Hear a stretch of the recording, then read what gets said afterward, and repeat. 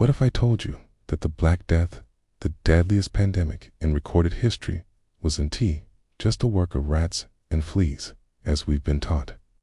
What if one of the greatest killers of mankind wasn't brought on by nature alone, but by an innocent medieval habit? A ritual so ordinary that no one thought twice about it. It's a daily act that may have unleashed a storm of death across Europe. Think about that for a second, because what I'm about to tell you changes the way we understand not only the plague, but medieval life itself. And before I reveal this hidden truth, make sure you subscribe right now, because this is the kind of forbidden history no textbook will teach you, and the more of us that know it, the harder it will be to bury again. It is the year 1347. Galleys arrive in Messina, Sicily, their sailors either dead or dying. Within days, black sores bloom on the skin of anyone they touch.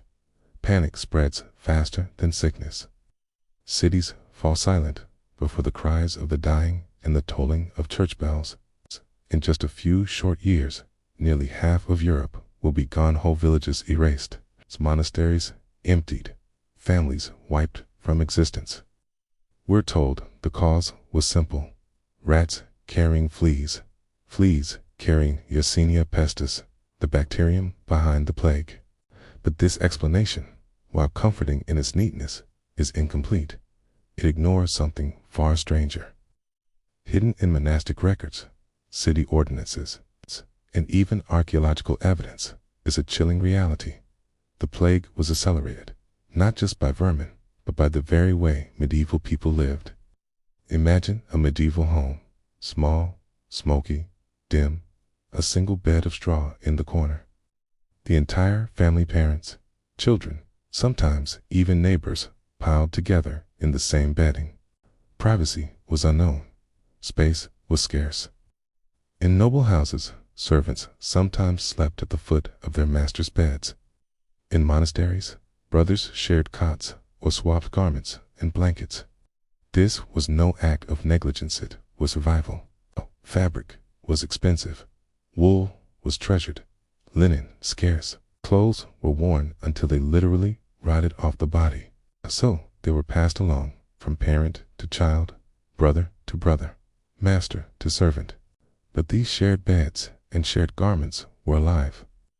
They crawled with lice and fleas, perfect carriers of plague. By the time one person in the household showed symptoms, the insects had already feasted on everyone else. The innocent act of lying down to sleep became a death sentence. Archaeologists today have dug deep into plague sites. What they've found is disturbing. Bedding filled with straw blackened by age, still riddled with the microscopic remains of parasites. Wooden coffins packed, not with a single skeleton, but with whole families, buried together, an eerie sign that they died within days of one another. In one dig near Lübeck, Germany, scientists discovered preserved lice in the seams of medieval tunics. The insects still carried plague DNA. This means plague wasn't just a rat-borne disease. It was quite literally woven into the fabric of medieval life. Every shirt, every blanket, every communal rag was a potential killer. And here is where it grows darker. Physicians of the age noticed the connection. Italian medical texts mention the crawling things of cloth as dangerous. One even warned that the evil rides in garments, in the fibers of wool, in the straw of beds.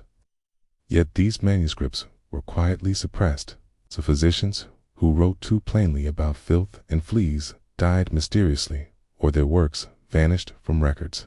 Why? Because the church and nobility could not afford for the people to know the truth. To admit that poor hygiene and communal living spread the disease was to admit that the plague was not divine punishment, but a man-made disaster of ignorance. If peasants realized this, fear of God's wrath would no longer control them. Better, then, to tell them it was a scourge from heaven. Better to preach repentance, confession, and obedience.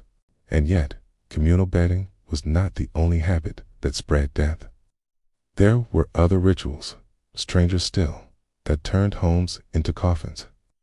Families burned herbs, dung, and wood indoors, sealing their homes against the miasma of bad air. They thought this smoke would cleanse sickness. In truth, it trapped fleas inside the room, ensuring that everyone was bitten. In monasteries, communal rags were used in privies and washed for reuse. To the brothers, this was an act of humility and simplicity. To fleas and lice, it was a highway of infection. Italian doctors warned about this practice, warnings that were ignored until the monasteries themselves lay silent. The faithful flocked to shrines, kissing relics and drinking from shared cups. Pilgrims pressed shoulder to shoulder, coughing, sweating, weeping. The church encouraged these gatherings, insisting that piety would shield believers. Instead, they became super-spreader events. Why is this never taught? Because history is written by those who need to protect their power.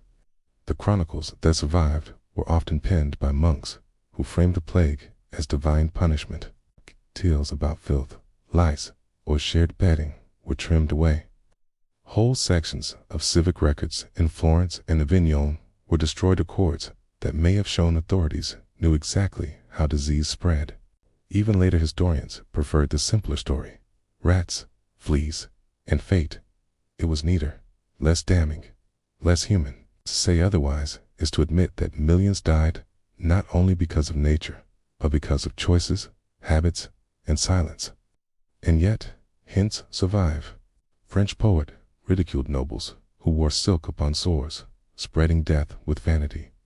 A physician in Lubeck wrote, "The beast is not only the rat, but the lice of garments, the fleas of bedding." Florence passed laws banning the sale of second-hand clothes during the height of plague years, a law so strict that sellers were hanged for disobedience.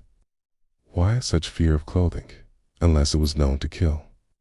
These fragments point to a suppressed truth. Plague was not simply carried by rats into Europe. It was amplified by the way humans lived, the way they slept, the way they touched.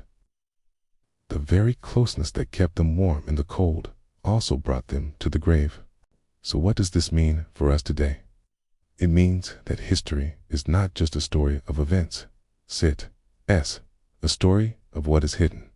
Entire populations were sacrificed, not only to disease, but to ignorance, carefully maintained by those in power. And perhaps most haunting, if history could be rewritten once to hide the truth of the plague, could it not be rewritten again in our own time? The Black Death wasn't just a natural disaster. It was, in many ways, man-made. Born from innocence, from daily ritual, from habits no one thought to question. The plague rode not only on rats, but on rags, on straw, on smoke, on silence.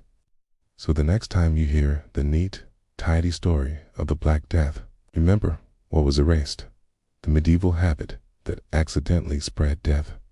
And remember, too, that truth, no matter how deeply buried, always claws its way back to the surface. Subscribe, because I promise, youth, this is only the beginning.